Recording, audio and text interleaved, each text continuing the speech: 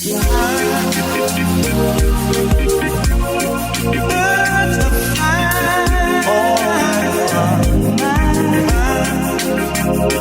out. Yeah. Well, hey guys, thanks for tuning in and welcome to the Mile High Mentors podcast. My name is Connor Doobie, your host, and I really appreciate you checking us out. Be sure to follow Mile High Mentors on Instagram, SoundCloud, and YouTube because we're here to provide you with valuable insights, information, and resources, all from local mentors that are creating massive success in their lives and in the lives of others right here in the Colorado community.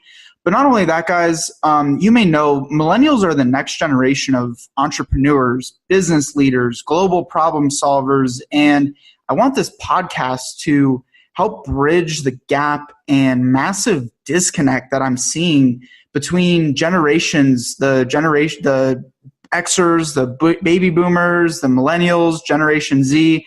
I want this to be a common ground, a common platform for us all to continue to progress and create success in our own lives. I want to give a huge shout out to Denver Open Media for helping me and many others in the community create media content just like Mile High Mentors. They are here in Denver to provide the tools, the space, technology, and any other resources that you can think of to produce media content. Just like the show, they're helping many others produce awesome content. So Denver Open Media, really appreciate you. We are also brought to you each and every episode by Active Blogs. This company was founded by my father, actually, who's a mentor in my own life. And he created this agency 17 years ago. Together, we're helping to create custom and producing custom blogs, newsletters, and LinkedIn social selling services for companies that sell high dollar and high value accounts. So it's all business to business. If you want to learn more, you can check us out at activeblogs.com. Very excited to announce today's guest. He's been a personal mentor of mine for many years, and I really look up to him as a sales professional and entrepreneur. He's built several businesses from scratch, including his current venture with Industrial Data Management, which he founded over 5 years ago, travels all over the world to Asia and Africa, and is currently grown into a $5 million in revenues to date. He's even had some not so successful businesses too, which you'll notice in the cast I pride a little bit on because I think it's super important information. And personally, I feel that sometimes those failures that you have in business and in life are sometimes even better learning lessons than the successes. But today's mentor is he's one of those guys that is completely willing to go out of his way to help you and connect you up with the right resources without ever expecting a thing in return. He's just super positive, upbeat, and has this really contagious attitude about him. He's just an awesome guy to be around. Also super funny and awkward, but apparently I found out I've been pronouncing his last name wrong for years.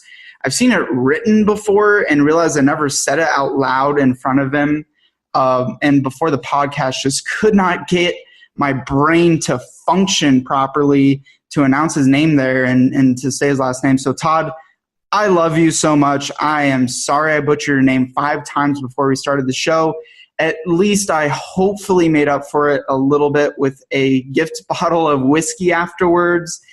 But without further ado, guys, I'm super stoked to introduce you to my guest today, Todd Bowolick.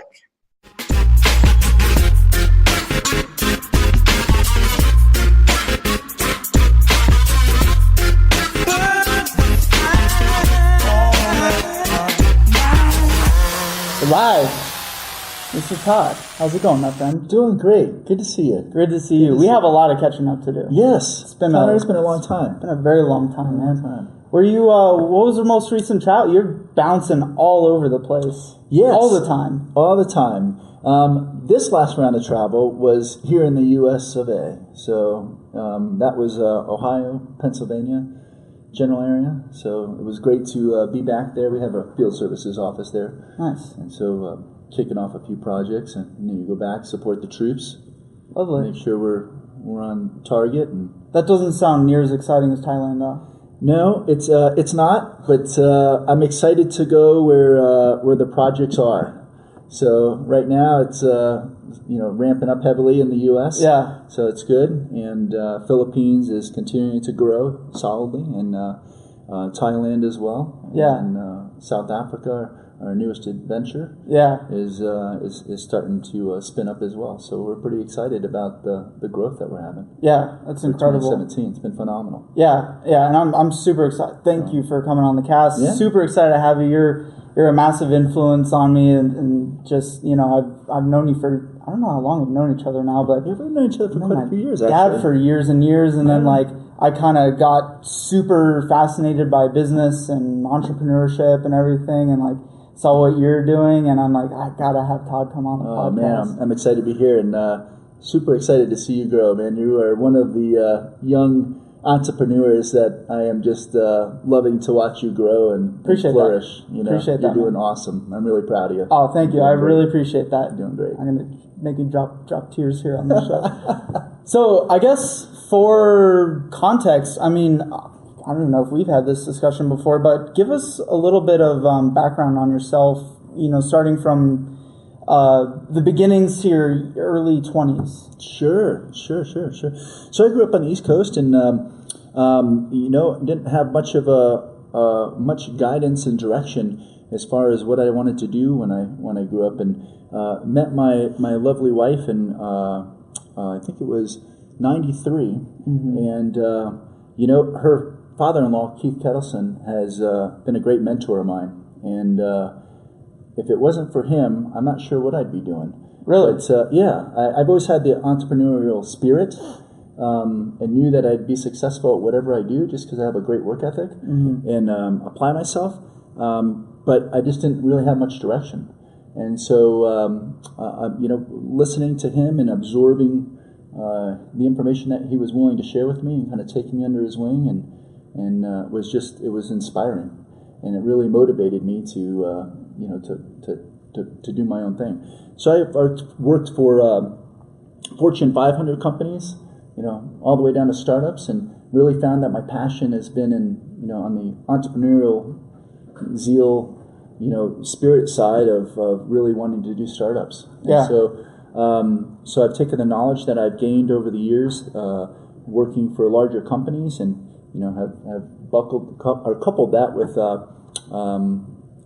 with just the inspiration of wanting to do startups, and really just kind of took off, and I think working on this is my fifth startup that I've been part of. Is it really? Wow. So that's crazy. A couple successful, a couple not so successful. You got to have the unsuccessful to have the successful, right? Oh yeah, that's exactly right. Your wins and losses. You learn from your failures. Yeah.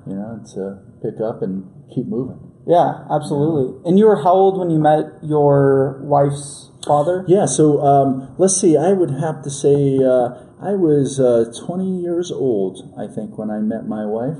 And you're from Colorado originally? No, originally I'm from New York. Oh, okay, so okay. I'm originally from the East Coast, so I'm from New York. Okay. And where in New York? Lived in the Hudson Valley area. Okay, so cool. Outside the city. Mark was from Yorktown Heights, right? Yes. Yeah. Yeah. That was one of the great conversations that we had about living back in that area, and then Hampton Roads area for high school, and then transitioned out to Colorado, and I guess it was early 90s. I think it was 92. It's awesome. Yeah. So, and that just kind of started the direction and the journey. What was he doing that fascinated you so much to? It was.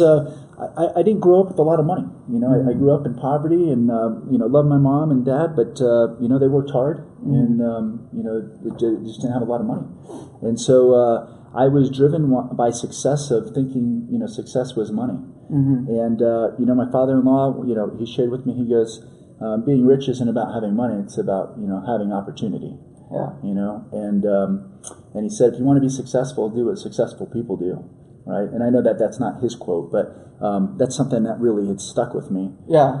All of my life. And so I just looking at him, I admired him. I looked up to him, and he was successful in himself owning businesses, and really did a great job at doing that. And so just seeing that and modeling that, I just knew I wanted to be successful. Yeah. And what kind of businesses was he into? He was in development, so real estate development. Okay. And it's something that I was like, hey, I could do that. Yeah. And he was like, nope. He goes, take it over back.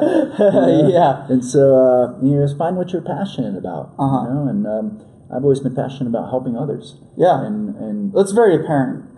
That's very apparent for sure. And figuring out how I could do that and make money. Yeah. And it's funny too, Connor. I get bored easy. Right. So I feel that. I love the challenge of getting in the muck and going after things, and then all right, once I figure it out, it's kind of like the Rubik's Cube, right? Yeah. Figure it out. It's like, all right, this isn't any fun anymore. Move on to something else. And so I guess that's what kind of has drawn me to more of the startups and more of the entrepreneurial capacity or new divisions of companies and doing things like that, just because it's new, it's exciting, and it's a challenge. You overcome it, and along the way, you're helping people. If it's customers or if it's internal customers to external customers, and it's just giving back. And it's just it's trying to figure it out together. And and just, how can we all mutually benefit from this? That's exactly right. Let's make it a win-win. Yeah, there's enough of the pie. Right. Exactly. Right? Yeah. So that's been about it. Beautiful. And so, did you go to college? Did you graduate school? I didn't. So I went to the School of Hard Knocks. So I dropped out of high school. And then tried to. Dude, I love that school. They have a great football team. Yeah, phenomenal. and then got my GED and decided to give college a try. Did the community college thing for a little while. And you know what? I wasn't connecting the dots.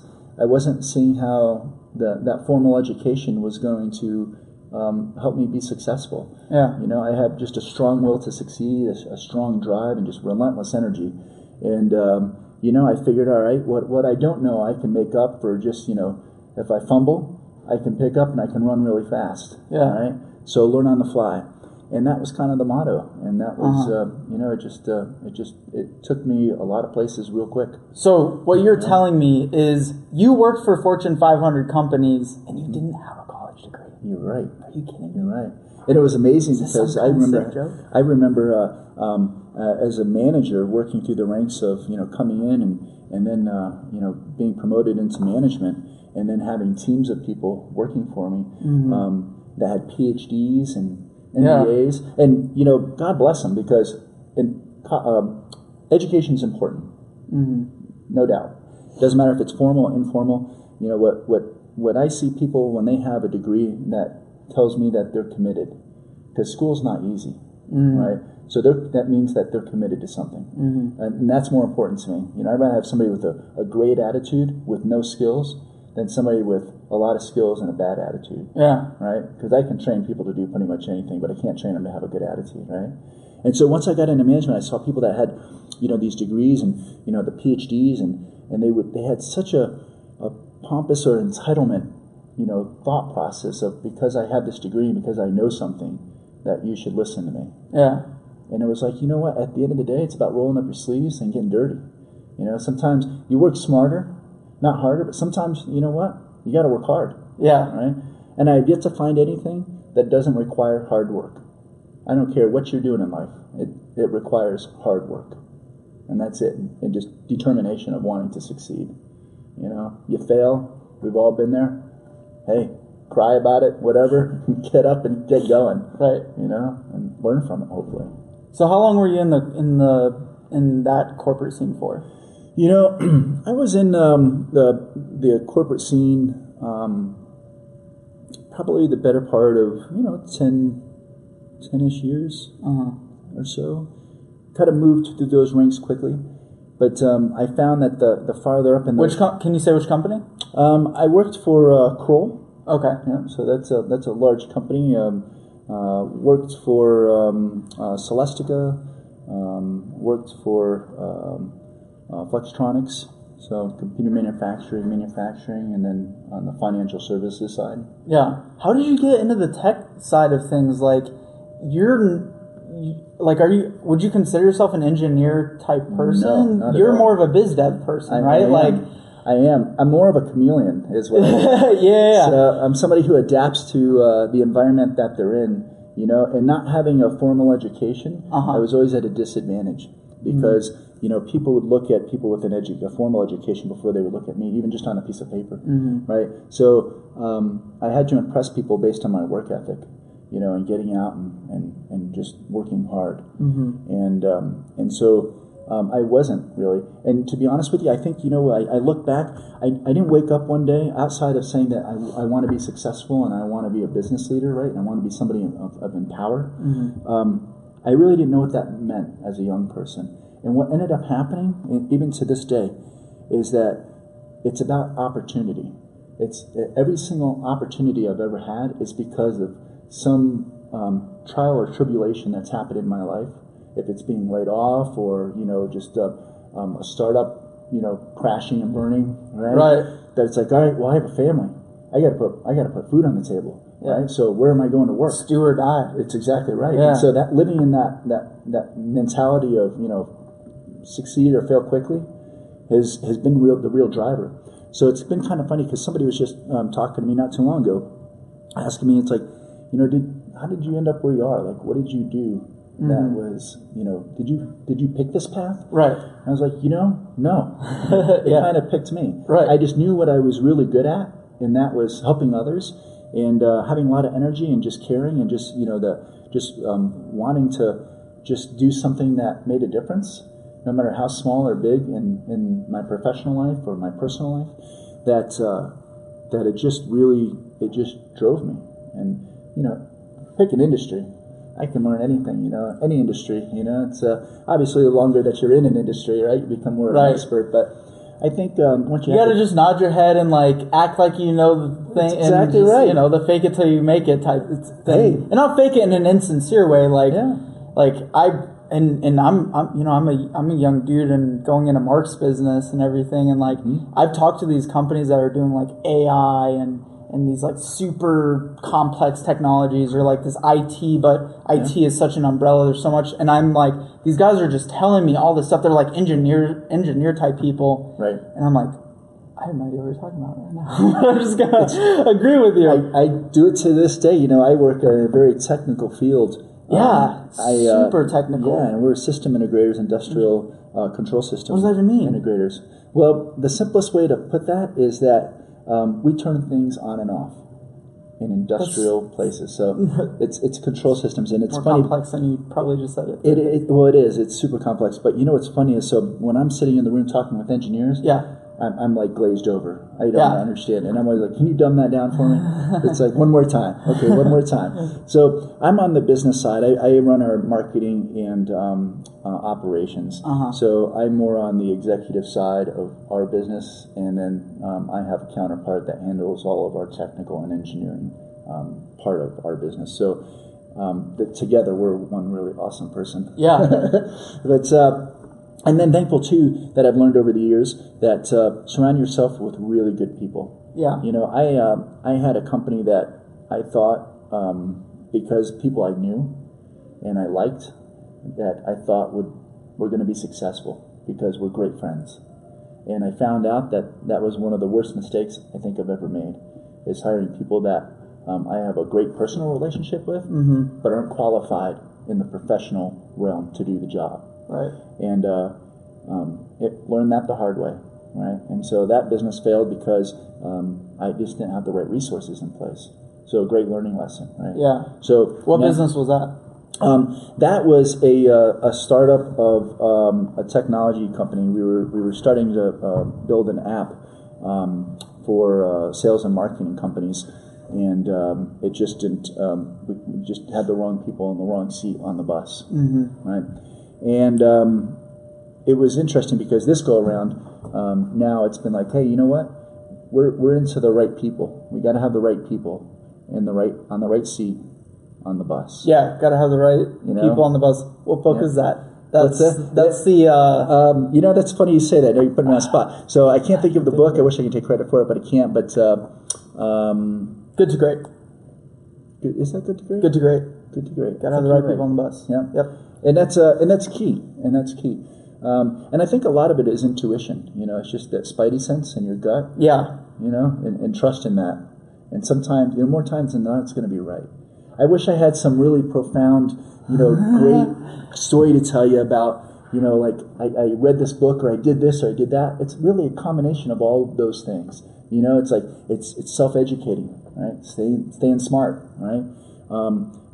Succeed or fail quickly. You don't know the right answer? Ask people, right? I always thought when I was younger it was embarrassing to ask people questions. It's super fascinating that you say that, and I want to pause in that moment because this is part of the reason why I wanted to do this podcast is because not even just my generation, but a lot of people are afraid to ask.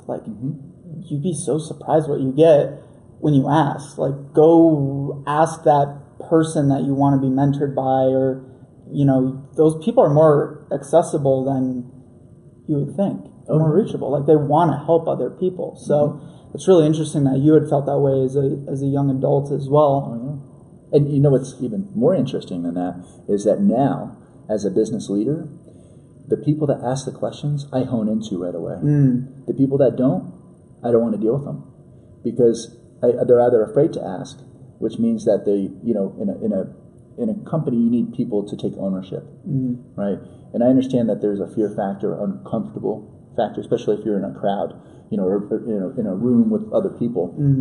But you really want to gravitate towards the people that are asking the questions because they're not afraid of the rejection that comes with that, right? And as you're a young person and you're growing yourself, asking questions is the fastest way to get to success. Guaranteed. It's the least path of resistance. Why you say that. Why reinvent the wheel? Right. It's already been invented. Right. Why do it? Right? And it's just overcoming that. And I even find myself today, with talking with other business leaders or people that are in big companies, Fortune 100 companies, and talking to executives, it's sometimes intimidating, And so to ask questions where you think you should know the answer, it's like, how are they going to perceive that? And more times than not, matter of fact, I've never had a business leader laugh at me or be like, don't you think you should know that? Right. They just answer the question and move on. And you take bits and pieces of different things people say, add it to your repertoire of what makes you great, and run. Yeah. How can people get better at asking questions? Because that's a skill, but also it's not only about asking questions, because you could ask questions all day. How do you actually listen to answer those questions? Right. That's the key. That's the flip side to that is that asking questions is one part of that, but one of the things is mentors. So I always extend to people all the time. Hey, if you ever have questions, I give my business card out to probably more people that are non-business related than I do to business people. And that's because I'm always like, hey, you got questions? Even if you don't know what the right question is that you're asking, but you just know that you want to learn more about something, right? Hit me up. Ask me.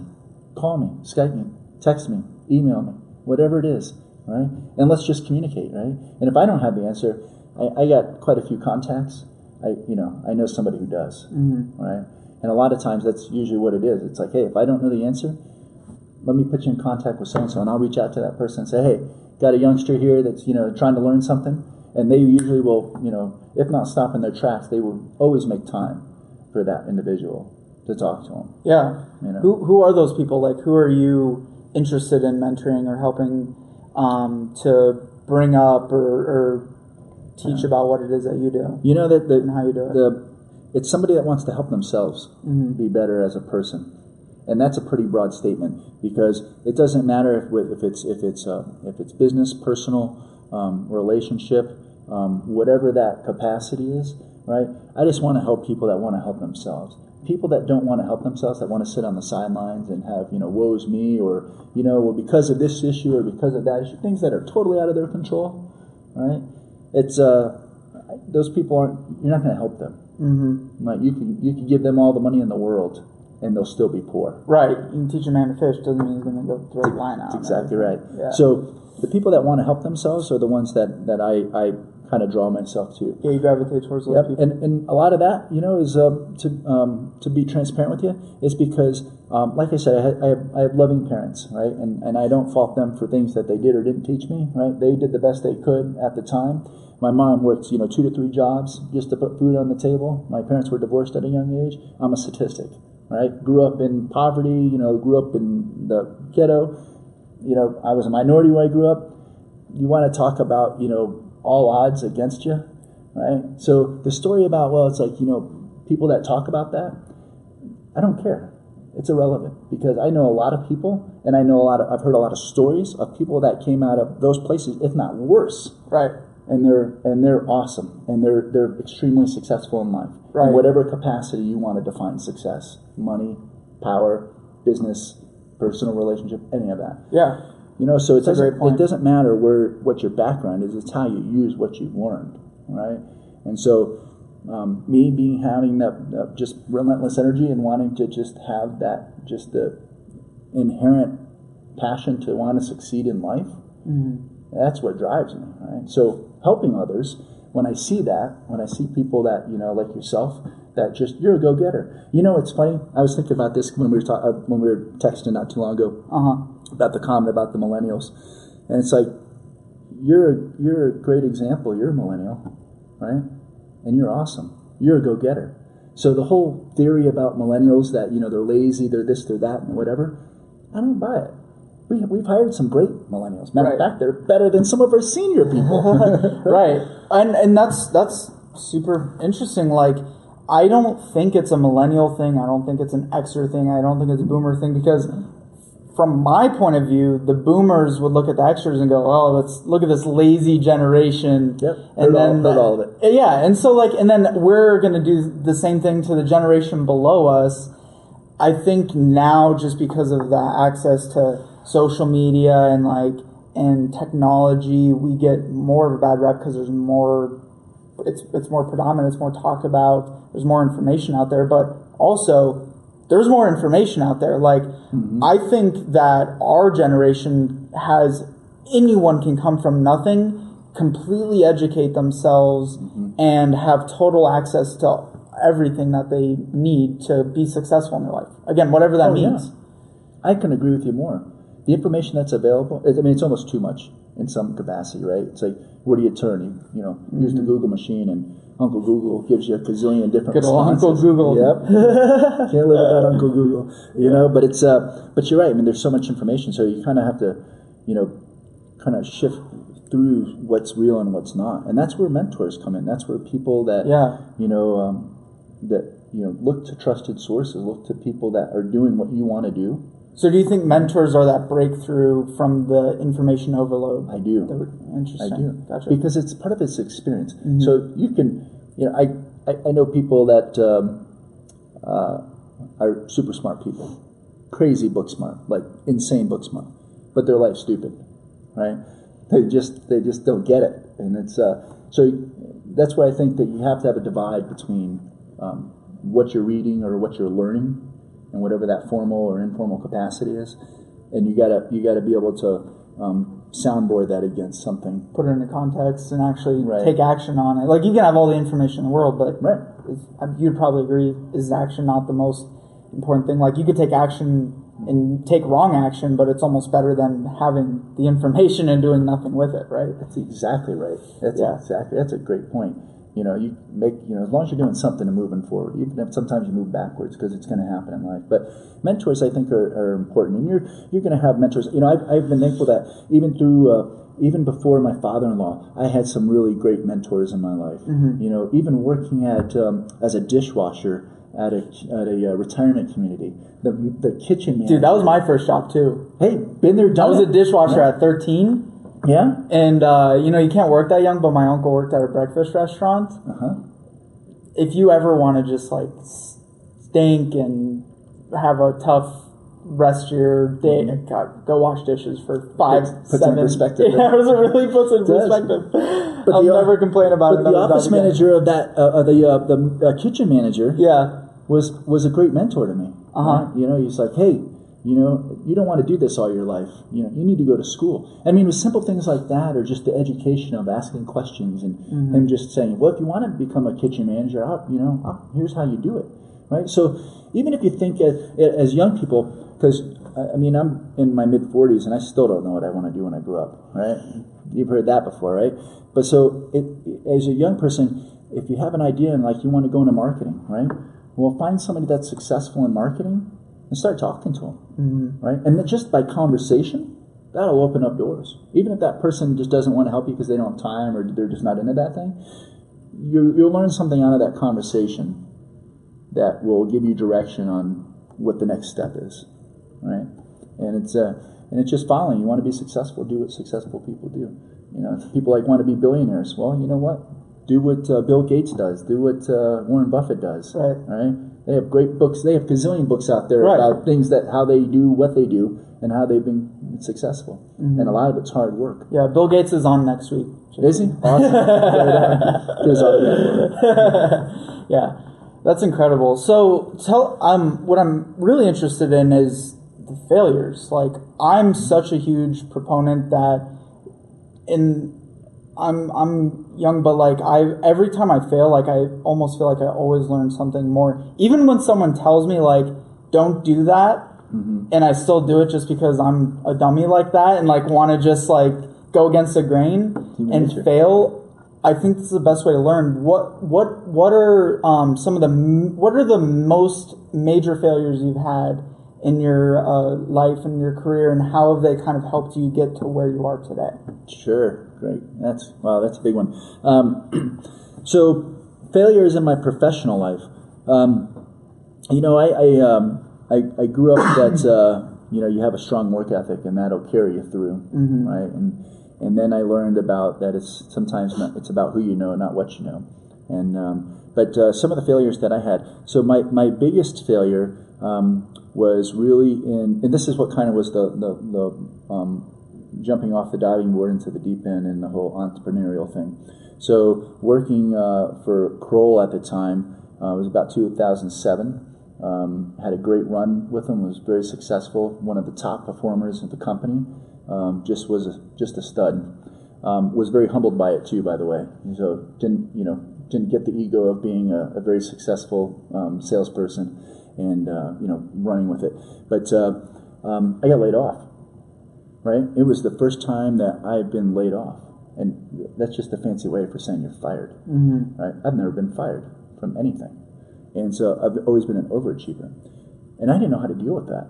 Right? I have a wife, have kids, a couple kids at the time, and I'm like wow, like this just really was a smack in the face, and it was a humbling experience, and that failure of thinking that because I was in a position of middle management, because I was in a position of success within the sales and things that I was doing, that I was untouchable.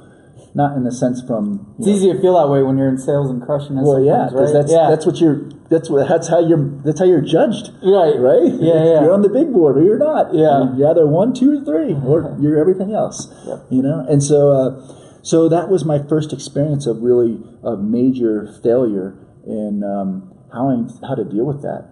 And you know what the hardest part about of what I justify or what I classify as the failure is how to overcome that. That was a big defeat. I mean, it put me in depression. I mean, I was borderline where I was like, I didn't want to get up. And it was my wife coming in one morning and being like, "Are you going to lay in bed? Like, are you depressed? Or is something going on here?" And it was like that. It just clicked, right?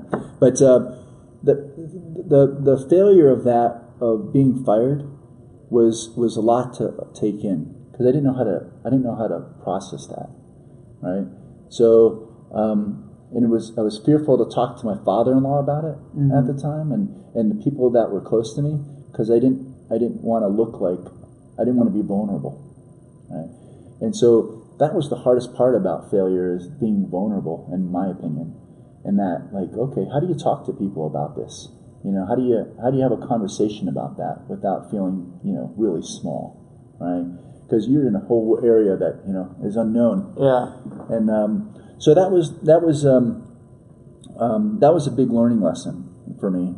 And then it made me strong in the sense that of overcoming failure, especially you want to talk about, you know, failure and being an entrepreneur, right? And having people tell you, you know, you're going to be a failure, right? Because 7 out of 10, you know, companies fail and blah blah. I mean, all, you know, every stat you could think of, I've had it shared with me, right? So rejection's a big deal. Yeah. So you guys start 10 companies then, right? Exactly. That was my response. That's too funny. That was my response. I was like, I guess I'll go start with 10 companies. Yeah. So and you came pretty close, and then yeah. So you know, so far the only reason I've had 5 is because they weren't all successful. Right? Yeah. So the ones that have I either sold my my equity stake in, and all of them, by the way, too, just for clarification.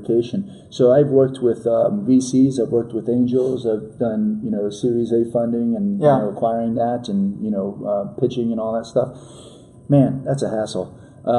So I found that bootstrapping is a lot you know, slower growth, unless you're going into something that has, you know, you need to have a big return in a short amount of time. Something like an app or something like that, where, you know, the life cycle on it's, you know, 18 months or less. Right. But for the most part, in businesses in general, you know, you don't really need a lot of capital. You start small, you know, unless you really want to go big, but that's more headaches, right? So crawl, walk, run is the strategy that I'm a fan of, right?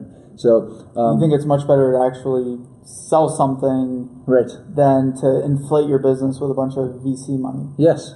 Do you think that's an issue? I do. I think that's probably the biggest issue of why VCs are so anal and retentive about their money and giving it up. And I would be too. Right. You know, I mean, look how many companies do you know that have used VC money that have failed? A lot. How many do you know that have taken VC money and just milk that money and to the next and flip that business and do the same thing? And I think now there's a really interesting state of entrepreneurship going on where these businesses are just getting inflated and they haven't sold the thing yet. Right. Now look at Snapchat. Right.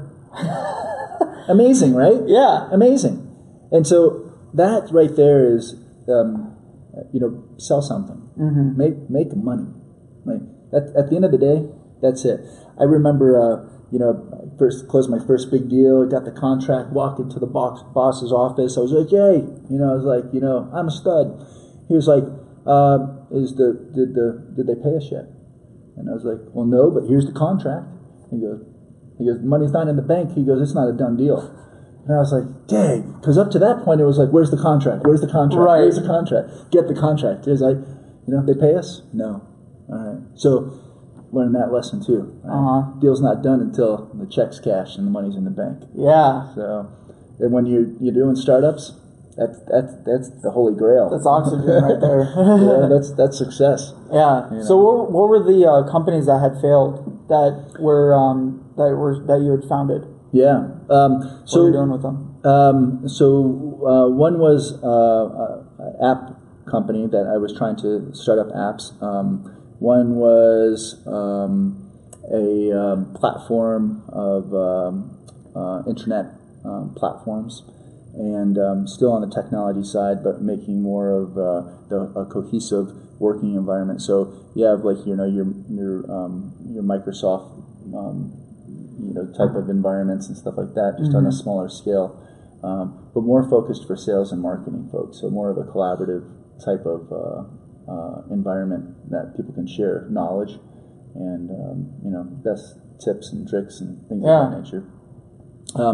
So the 2 technology companies that I tried to spin up failed miserably, and they failed because of underfunding and not having the right people in the right positions, and relying on jumping into a business that I didn't really know a lot about from a technical standpoint. So I wasn't able to band what was being communicated to me from the development team, and I didn't have anybody as in between that could filter out what was being said versus what was not. Trying to take on too many hats. Right. So the companies that were more successful, I had a consultant. That you sold stakes in? That I sold stakes in. Are they still around today? No, both of those companies were absorbed and then took really the book of business is what they acquired, and then kind of got rid of everything else. Gotcha. Wasn't so much about the technology there. So again, being a good salesperson and selling something that was tangible was really more of relationships than anything else. Yeah. Yeah. And that was both of those were in the consulting realm, sales and marketing. Yeah. Yeah. So good stuff. Now, what was the? And then I'm in something completely different. So Yeah. This is something that is now more on the engineering side. Yeah. Right? Construction and engineering. That's what I was gonna say. Is how the hell did you get into the engineering side of things? Well, short story. So my dad was a builder.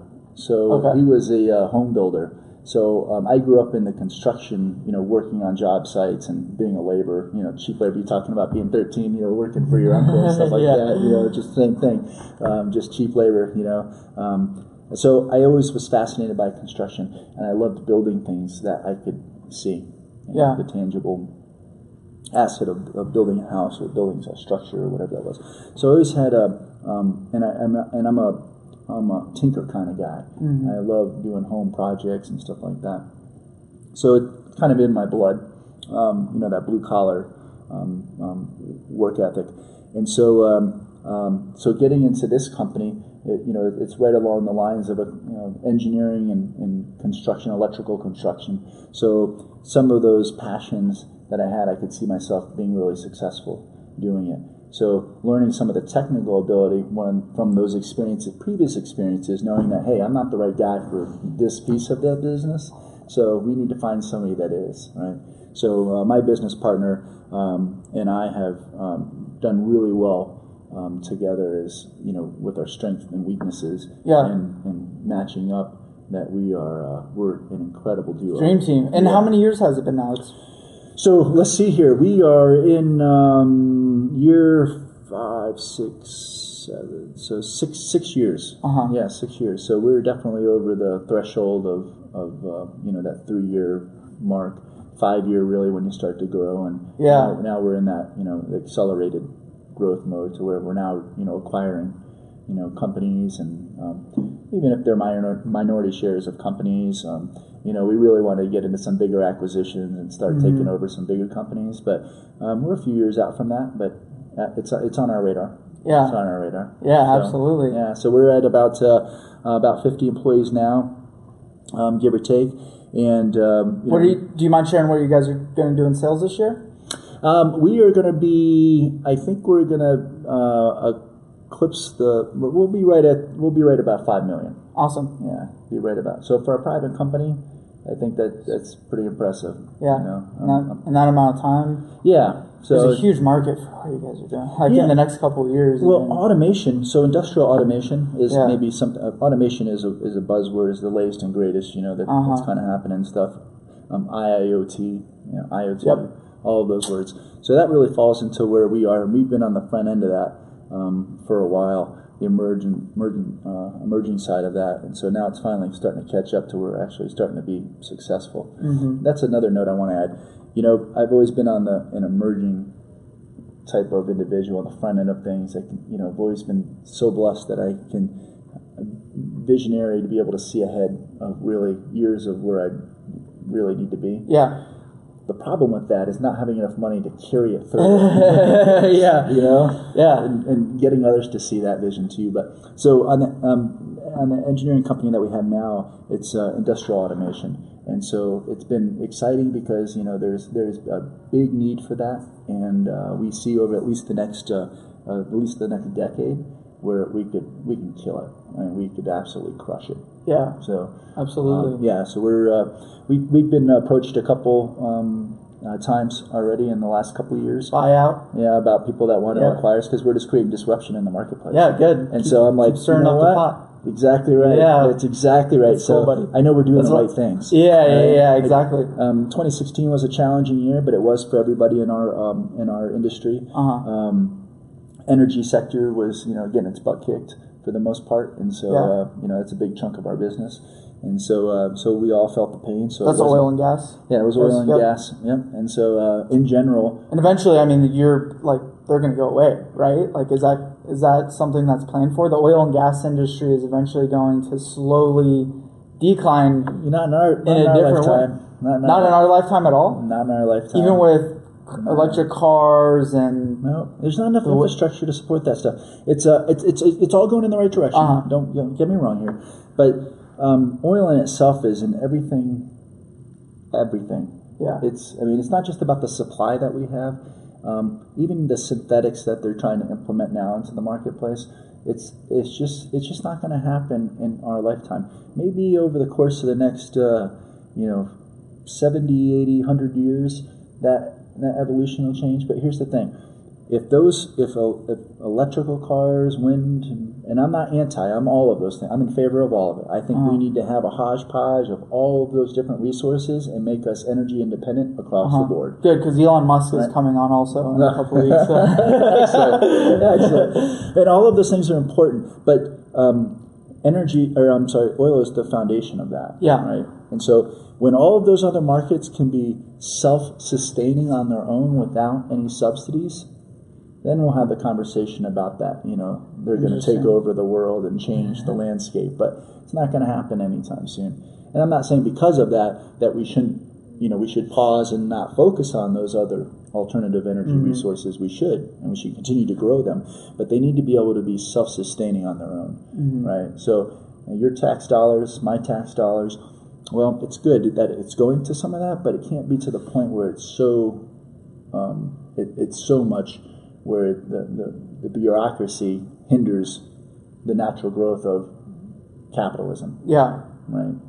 So you look at like the airline industry, the auto industry, they've been heavily regulated to the point where they're being choked out, right? To where it's not even profitable anymore. The rail, look at like the rail system, right? Amtrak. Yeah. I mean, I don't think they've turned a profit in a long time. Really? Yeah. Wow. So, and they're so heavily subsidized. So once that goes away, if it can sustain it on its own 2 feet, I'm all for it. Yeah. But if not so much. Right?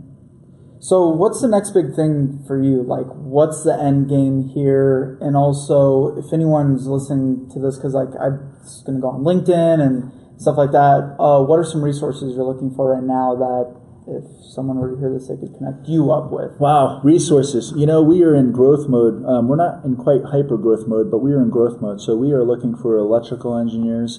We are looking for programmers. We're looking for project managers. We're looking for smart people. Interns. I love interns, but we've kind of paused on the internship program that we have because we just don't have enough resources to dedicate to make them successful. Right. And so a lot of our interns are hands-on type folks. So they got to go out in the field and work hard like everybody else. But so engineers, that's in our industry. The degree that most people get is an electrical engineering degree, and then they have a minor in like automation, controls, process control. That field is so wide open. I am just floored by how the lack of people that want to go into that market space, because it is a very profitable business to be in. Those engineers, especially the senior ones that are worth anything, they pretty much write their own ticket. These guys make 150, 250 grand a year, and work maybe, 75% of the year. So I'm saying, if I was smart enough, I would have done the whole engineer type thing. But so it's more, I think, for where we are right now, it's definitely engineers and electrical engineers, programmers. Is I think our biggest immediate need. Where we're going, I think. Where you personally, what's the end game here? What are you hoping to lay upon? What's your ding on the universe? Yeah, that's a great question. The end game with business, I don't know what that looks like. I'm having too much fun. I'm still super young, man. I got lots of time ahead of me, so I don't know what that looks like. We hear people knocking on the door, wanting to do some acquisitions. So we're creating disruption. So I'm just re-energized, because it's like, all right, now we're entering into a whole new world. Yeah. All right, we're doing something right. So got some ideas, but of what that is. But in all, we're doing right things. The end game for me is that I want to help as many people that want to help themselves. To be honest with you, I think it's not about. I don't think it's about business. Business is just a means. It's having money in the pocket. Putting my kids through college or whatever ventures they want to go into, or their startups or whatever that is. It's really about helping others, and I want to help as many people as I possibly can. In what capacity that is, I don't know. I really don't. But I just know it's helping others. Yeah. I often pray about that and ask, look for guidance for that. And I talk to people that I trust, mentors and other business leaders. And, I just know it's going to be helping others. Yeah. That's incredible. I know it's a pretty generic answer, but... I mean, I still think it's great recognizing that, it's helping others. Like, I want to help people. It'll happen. It'll fall into place. Your opportunities will come along to do so. Yeah. And it's not just about business. Business is the vehicle, right? That's exactly right. Yeah. That's exactly right. How can people reach out to you if they're if they were very interested in what you had to say today and they do want mentorship from you? How can they reach you? Well, that's great. Well, I'm a pretty accessible guy here, so. They can either Skype me. They can probably find LinkedIn is probably the easiest way. Mm-hmm. I think it's probably the most effective way for people to reach out and tag me is probably through LinkedIn. Awesome. And through that vehicle of communication, I can connect with you and make contact and take it from there. Cool. I'll be sure to put your LinkedIn profile down in the show notes and everything like that. Yeah. I actually have one thing. I actually want the camera to pick this up because it sounds awesome. Not the camera to pick this up, but the mic pickups. It's not Stranahan's, but you drove all the way. I just wanted to say I appreciate you coming on the show today. You're and awesome. You giving all the awesome. It was incredible. You're awesome. Really appreciate it. Hey, I appreciate you sharing your time with me, and thanks for letting me come hang out with you. Yeah, this has been an honor. Oh, we'll do it again. We're gonna do it again here in a year, and then it's gonna be even more exciting to see where you're at then. Oh yeah, I was super excited, man, when you invited me on here. I was like, right on. Yeah. I was like, this is cool, and just to let the chat, and just catch up with you, man. I know it's been so long. We got to connect for some beers offline and stuff. Yeah, so definitely got to get Mr. Duke. He's out in Nebraska right now, getting Escalade. Did you hear he got in a massive car accident? No, is he okay? He's okay. He got smashed. He got completely T-boned by someone just ran a light or whatever. It was like 10 o'clock at night, and he just got smashed. He loves his Escalade and his Escalade pickup. Yeah. And those things are freaking impossible. And apparently there's a recall on like all of them. And so he's like, we almost went to San Diego to go get him a stinking Escalade, and like, and like we were just looking everywhere, and he ended up finding one in like Nebraska or something like that. Really? Yeah. Well, I'll have to reach out to him. Yeah. I think I'm around for a few days, and then Are you wrapped? Are you good? Are you gonna tell the people at home that this is over? Yeah, absolutely. I thought we were just kind of ending it there, but Todd, appreciate having you on the show, and everyone. Thanks, appreciate it. If you want to get in contact with Todd, I'll leave all that stuff in the show notes, and look forward to having you next time. Thank you much. Appreciate it.